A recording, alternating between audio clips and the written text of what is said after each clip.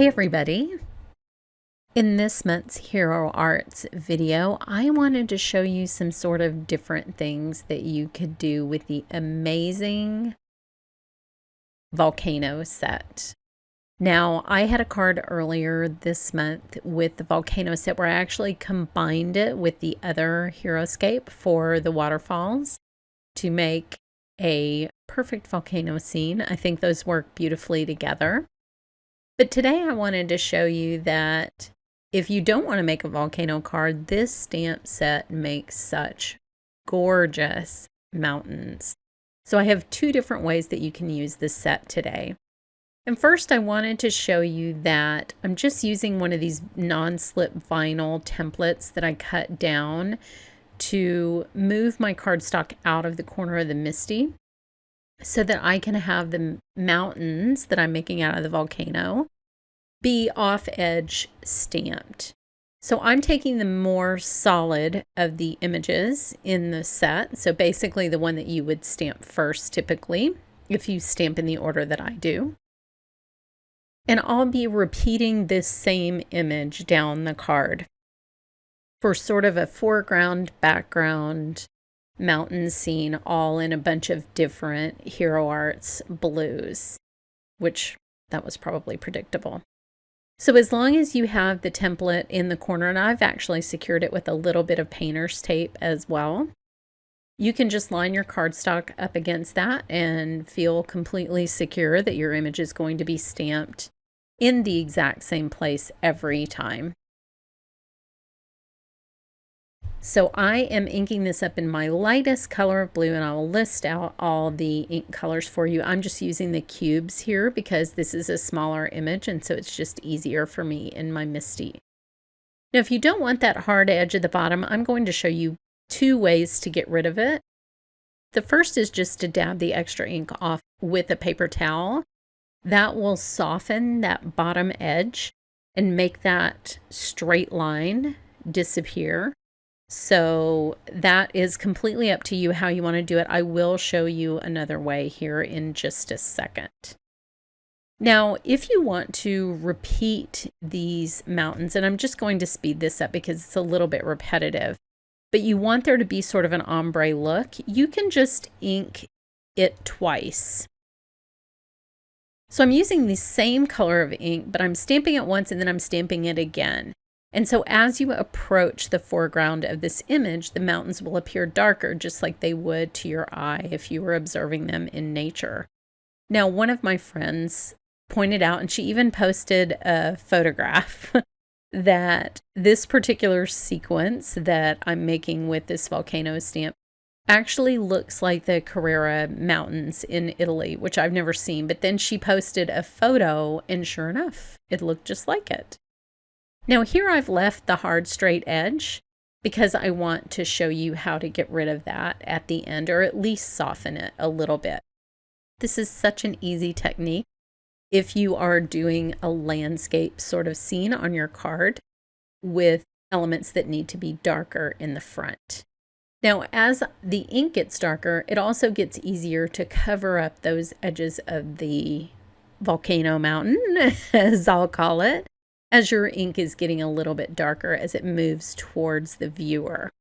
And then I'll use my darkest color in the very, very foreground, which is navy. This is such a beautiful color, and it's perfect for the foreground of this image.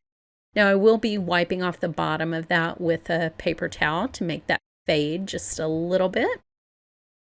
But I'll also be doing some ink blending to make those lines disappear.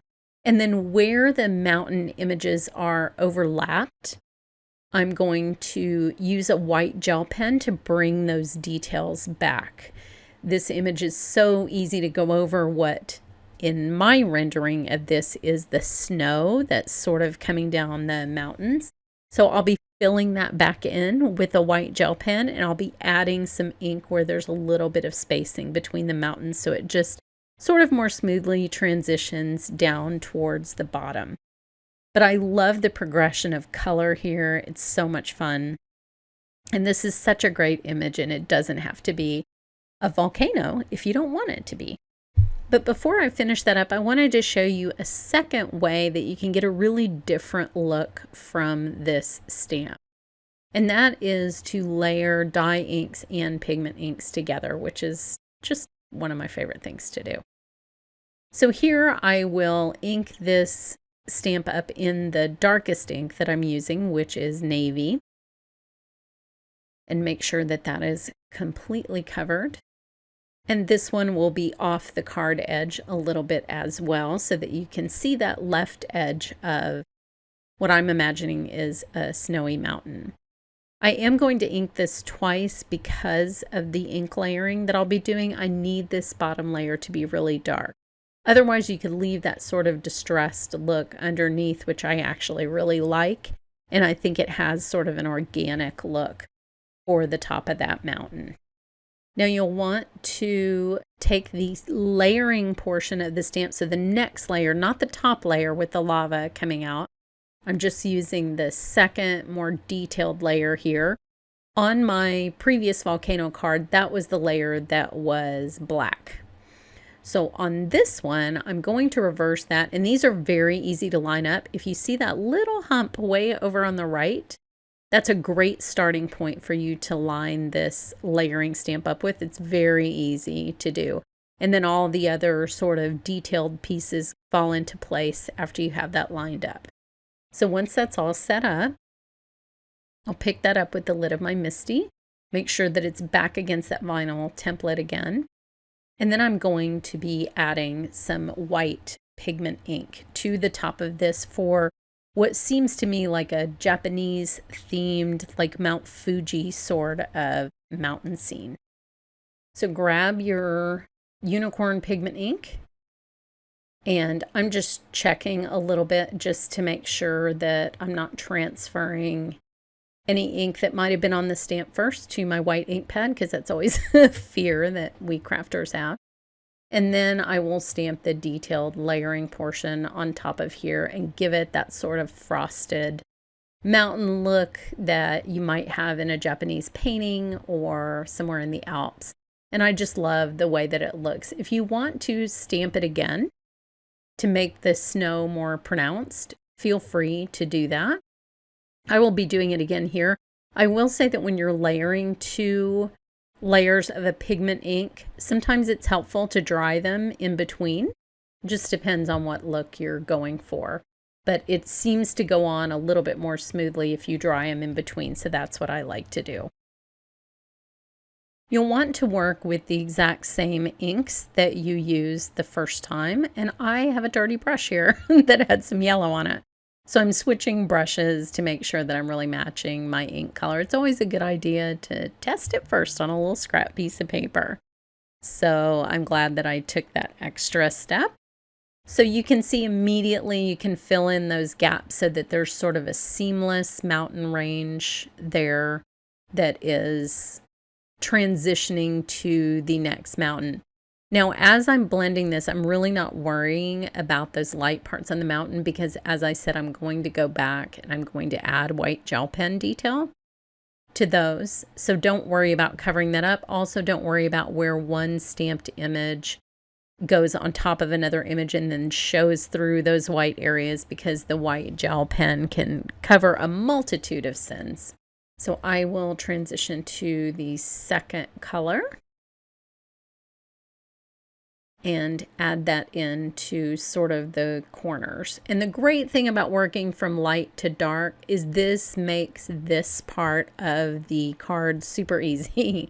Because with the darkest colors at the front, you don't have to worry about layering those lighter colors on top of that dark navy mountain in the front. All you have to do is worry about blending that line, because that navy is strong enough that it's going to be fine in front of those ink blended areas that you are now filling in. But it makes the design really super seamless, makes it look like a real mountain range, and it's just a fun way to sort of finish off this card.